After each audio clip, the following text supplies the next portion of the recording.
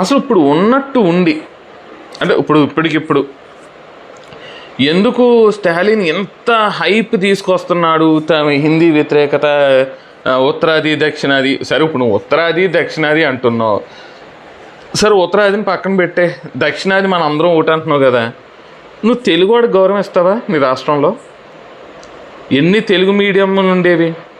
తెలుగు వాళ్ళు చాలామంది ఉన్నారు తమిళనాడులో.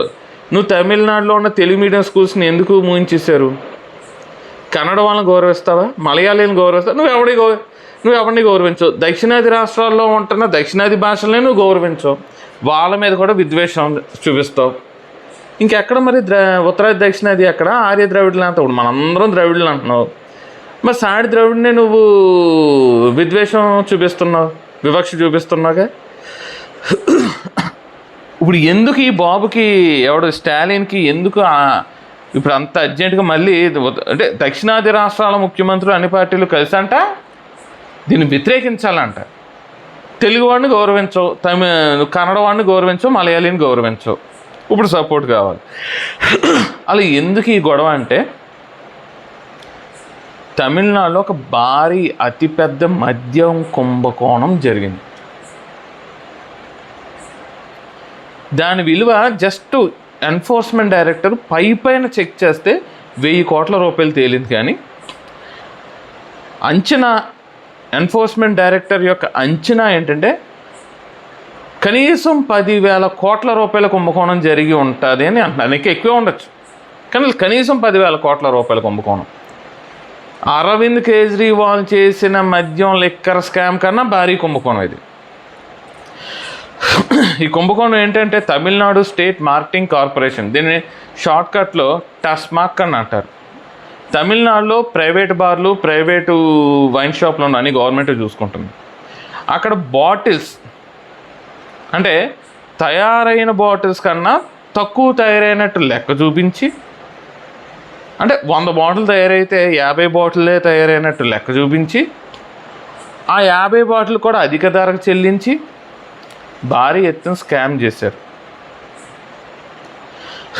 ఇందులో బాట్లింగ్ కంపెనీసు, వైన్ కంపెనీసు, రాజకీయ నాయకులు, ఈ టెస్మాక్ అధికారులు, ప్రభుత్వ అధికారులు వీళ్ళందరూ ఉన్నారు, ఎక్సైజ్ డిపార్ట్మెంట్ వీళ్ళందరూ ఉన్నాయి, కలిసి చేసిన అతిపెద్ద భారీ స్కామ్. బాటిల్ మీద 10 రూపాయలు ఎక్స్ట్రా ఎంఆర్పి పెట్టి అమ్మడం, ఖాళీ బాటిల్ మీరు తిరిగిస్తే మీకు 10 రూపాయలు తిరిగిస్తానని చెప్పడం, ఇలాంటివన్నీ చేసిన ఒక భారీ కుంభకోణం. ఈ కుంభకోణం అంటే ఇంతకుముందు వీడియోలు చెప్పా, స్టాలిన్ మీద ప్రజల్లో తీవ్ర వ్యతిరేకత ఉంది. ఇంత వ్యతిరేకత ఉన్న ఈ సమయంలో ఇంత భారీ అవినీతి బయటపడితే ప్రజలు ఖచ్చితంగా చీకొడతారు. ఎందుకంటే 2G స్కామ్ విషయంలో తమిళనాడు ప్రజలు చాలా హట్ అయ్యారు. వీళ్ళు చేసిన ఆరోపణల వల్ల మొత్తం తమిళనాడు రాష్ట్రానికి, తమిళ ప్రజలకే అవమానం జరిగిందని చాలా పర్సనల్గా తీసుకుని ఓడించి పడదొబ్బారు కాంగ్రెస్ని, డిఎంకేని. సో మళ్ళీ అలాంటి ఒక భయంకరమైన పరిస్థితి వస్తుందని భయపడి దీని నుండి ప్రజల దృష్టి మరల్చడం కోసం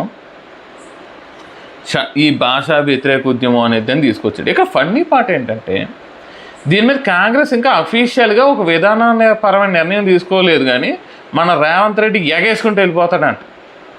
ఏంటి ఈ హిందీ వ్యతిరేక ఉద్యమానికి నాయకత్వం ఇస్తే ఎగేసుకుని వెళ్ళిపోతాడంట. ఇక్కడ మీకు తెలియని విషయం ఏంటంటే కాంగ్రెస్ని ఎలాగే రేవంత్ రెడ్డి నాశనం చేస్తాడబ్బా. తెలంగాణలో కాంగ్రెస్ పార్టీ అనేది లేకుండా చేయడం మీదే దృష్టి పెట్టాడు.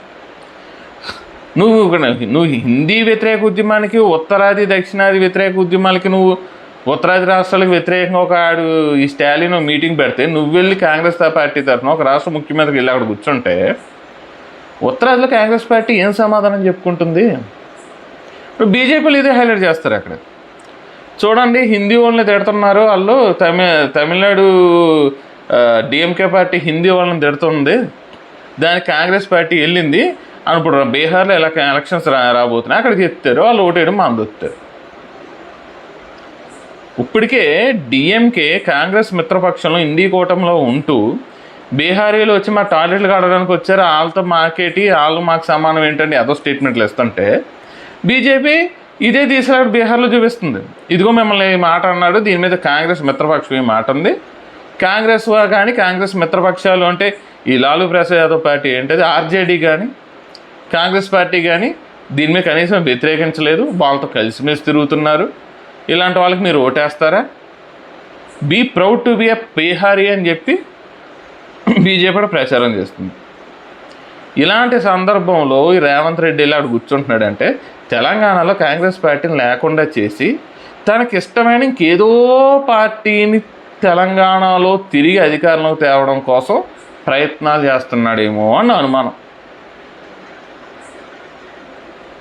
చూద్దాం ఏం జరుగుతుందో.